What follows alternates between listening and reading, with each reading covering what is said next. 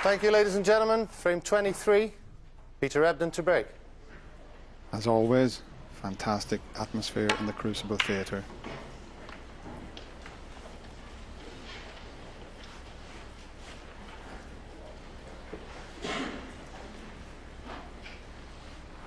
Graham Dott about to play most important session of snooker in his life. Just 3 frames away from lifting the 888 World Championship trophy.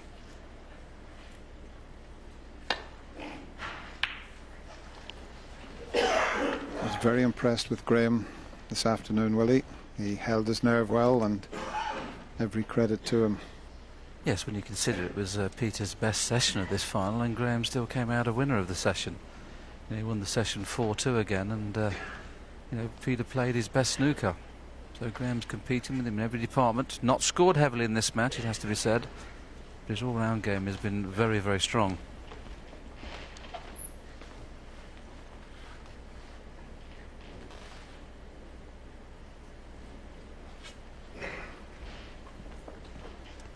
On the other hand, it goes without saying that Peter Ebdon's been kept off the table so much that he showed nothing like his form that he showed up to and including the semi-final.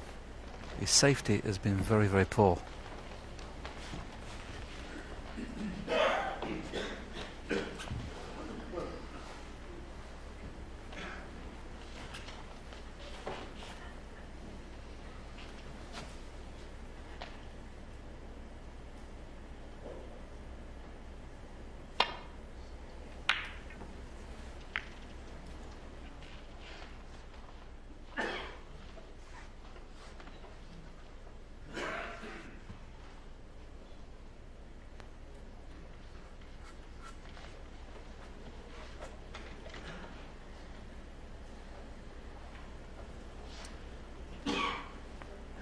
Still quite a few people around this evening that feel that Peter can make a comeback.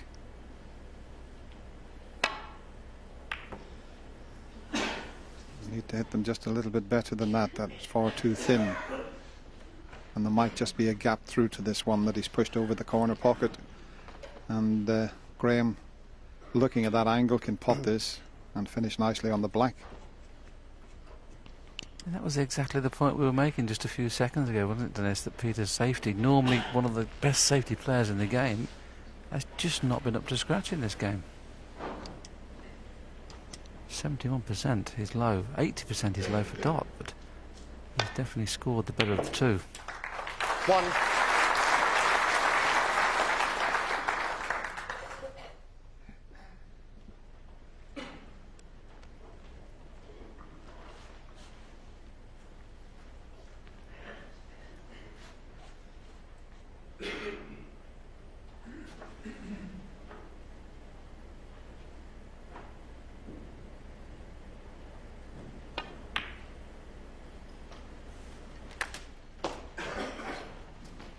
Well, just a delicate little stun shot there, and he could have done with being just a little bit further over to leave this 8. much easier into the right middle pocket. I think he can still hold for the blue.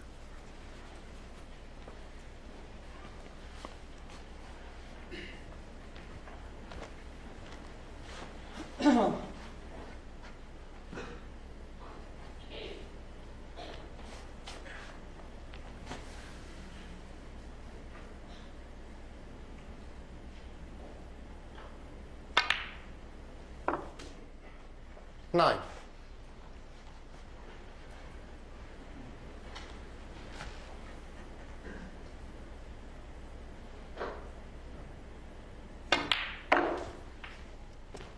Still the 2 loose reds, but ideally Graham would like to go into the bunch 14. ASAP, because he's been doing this a lot in the match, getting 30 or 40 point lead, but he's been great at kind of keeping that lead. There's an angle to get onto any one of the 3 colours here, blue, pink or black. 15. Yeah, he couldn't really play for the blue that time because the pink's away from the bunch and he couldn't have cannoned into the pack of reds. Pink was blocking that path. And this is not an easy situation he's left himself with. He's almost straight on the black. And he's just looking to see if that red will pass the pink into the left middle pocket.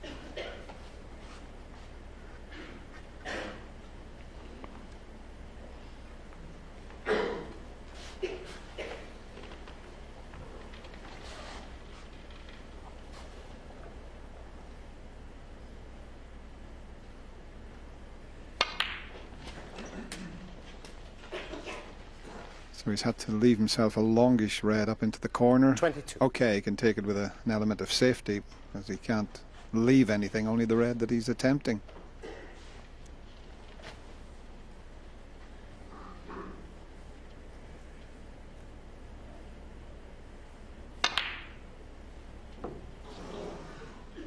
Graham Dalt, 22.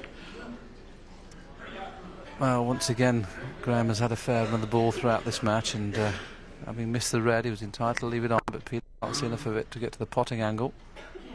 And the safety's not straightforward, because if he runs off the red next to the blue, he'll only be pushing it towards the side cushion. I don't think he can hit the pack to open them up and get into baulk.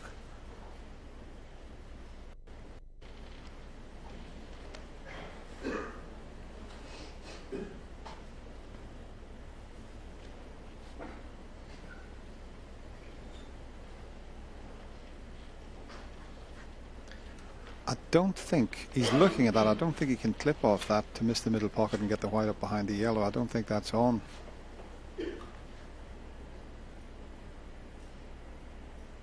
Can he pot this in the middle pocket?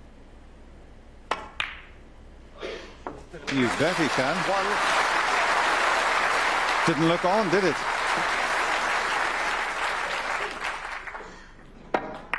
Well, what a shot. He's played one red off the other into the pocket. Not often you see that. And if anything would build some sort of confidence, if he could knock this pink in now. He's got 5 reds in open plate and a chance to score heavily. He's 22 points behind when he came to the table. He should be in front when he leaves it. 7.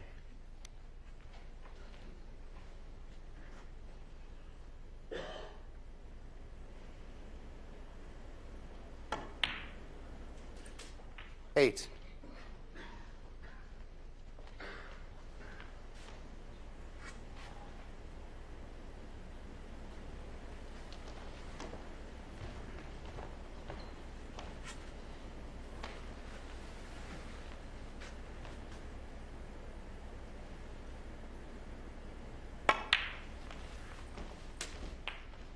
He had an angle there if he wanted to run through and bring other reds into play, but he's decided that the pack's so nice because he can go red, black, and then the red that's 14. at the bottom of the bunch, if he finished low on that one, he could run through that to get onto the black and open red. So he's already be thinking of 3 shots in ahead here. 15. So low on the next red he wants to be now.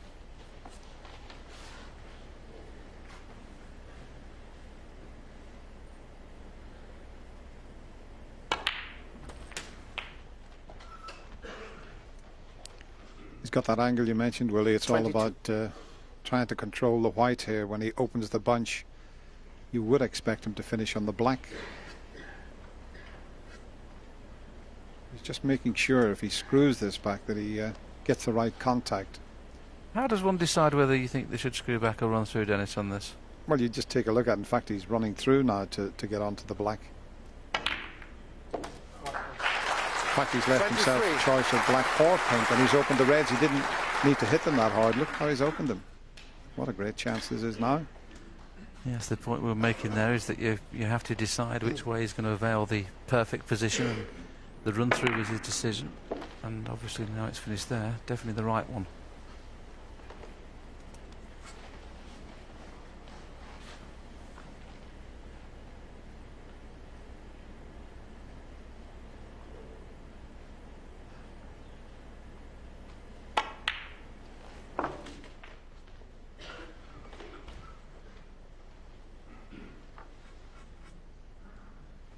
Nine. Pink having to go on the blue spot. That's the only spot available at present.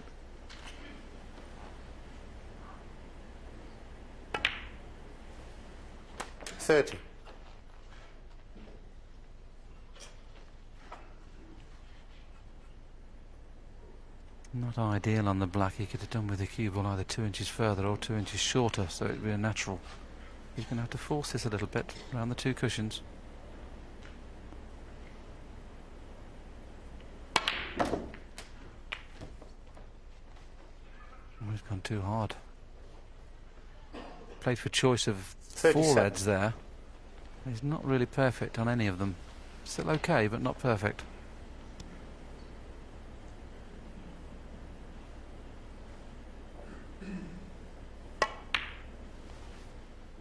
38.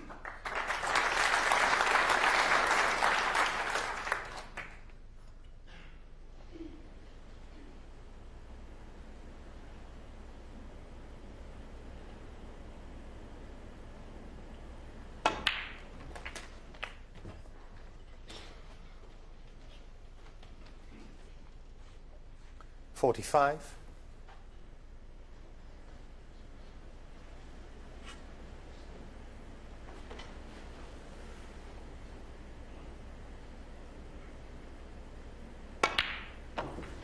46.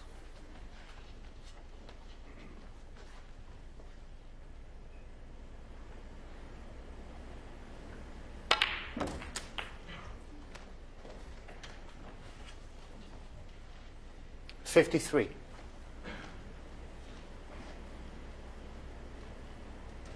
3 reds, 3 killers, and Peter Ebdon will do what he wanted to do, take the opening frame to put a little bit of pressure on Graham. The only way he can put real pressure on him, of course, if he won at least 3 of the first 4, ideally all 4.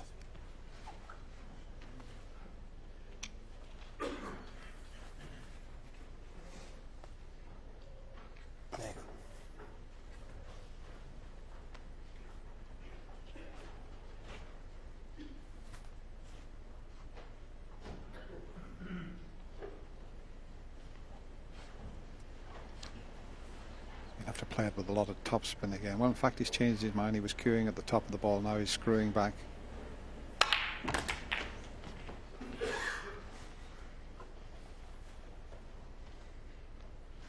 $61. Just overscrewed it slightly.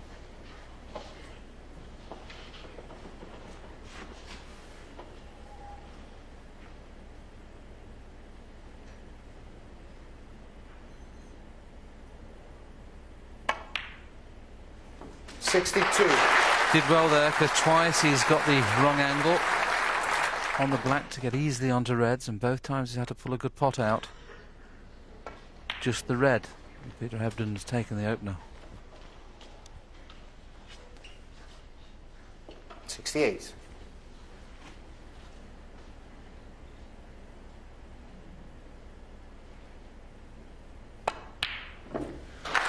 $69.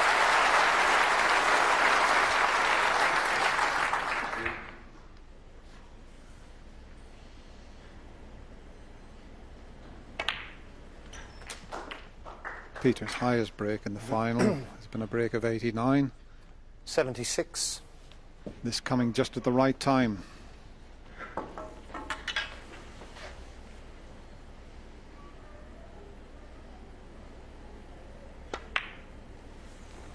Thank you.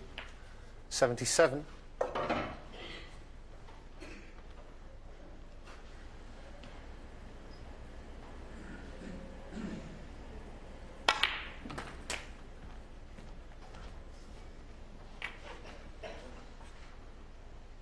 $84.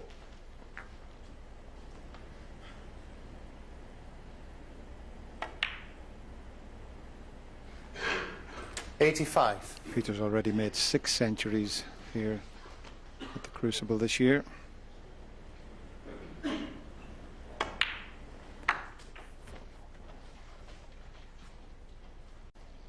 did 90. make 3 against Marco Fu in the semi-final. 92. And he looks to be cueing very nicely here this evening.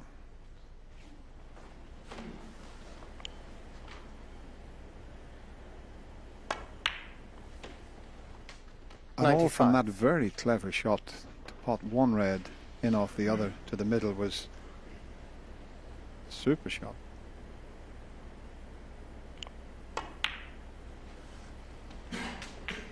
99.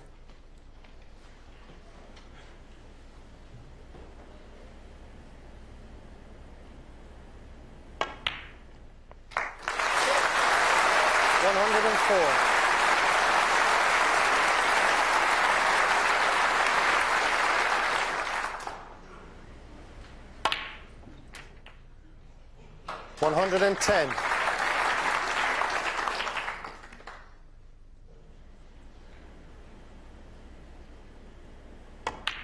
Couldn't have a better start than this.